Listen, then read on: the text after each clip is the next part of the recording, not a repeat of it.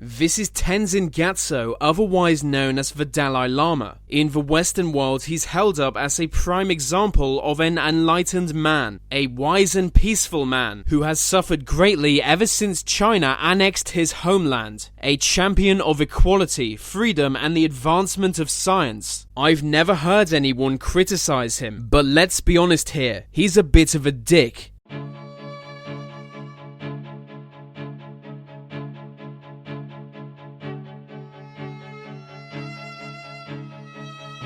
The Dalai Lama was born in 1935. At the time, Tibet was an independent state. The Dalai Lama held full power within Tibet. It was an absolute dictatorship. He was selected as the 14th Dalai Lama at the age of 4, and he assumed full power at age 15. That was shortly after Tibet was invaded by Chinese forces. The Dalai Lama cooperated with the Chinese, and was allowed to keep some amount of power within Tibet. But in 1959 there was an uprising within Tibet, where Tibetan guerrillas attacked the Chinese. The uprising failed, and fearing retaliation, the Dalai Lama fled to India, where he still lives today. Since then, he's gone on to do a lot of humanitarian work, but humanitarian work can only make up for so much.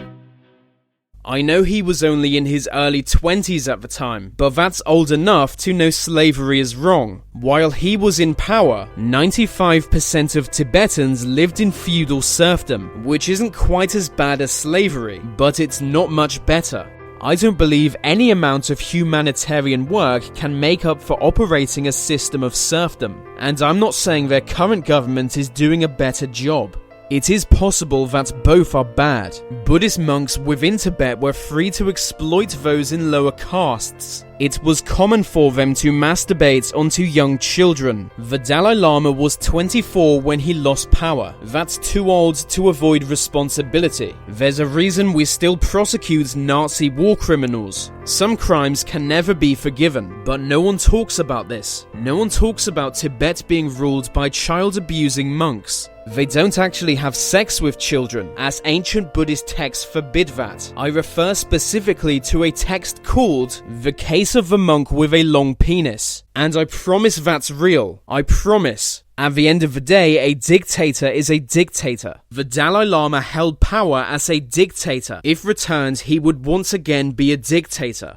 But that's not even the worst thing about the Dalai Lama. Steven Seagal is something of a student to him. Steven Seagal is a dickhead, yet Steven Seagal has been declared a Lama. That basically means he's a reincarnated god, putting only the Dalai Lama above him in the Tibetan Buddhist hierarchy. I can think of dozens of people more deserving of Lama status. Bobby Jindal, Angelina Jolie, maybe even Keemstar. The Dalai Lama has been neglecting these people in favor of Steven Seagal. On a more serious note, the Dalai Lama is literally a con man. He claims to be the reincarnation of an important Buddhist deity. I don't believe him, and I know most of you watching this don't believe him either, so we can only assume he's lying. If he is lying, that would make him a terrible person. To deliberately mislead millions of people regarding something that important, that would be unforgivable. I don't believe his ridiculous claim to be a reincarnated god. I'm not saying there's no value in the movement he leads, or that Tibet should remain under Chinese control, just that the Dalai Lama has done some unforgivable things, not least of all neglecting Keemstar, and also running a theocratic serfdom. That's never a good thing.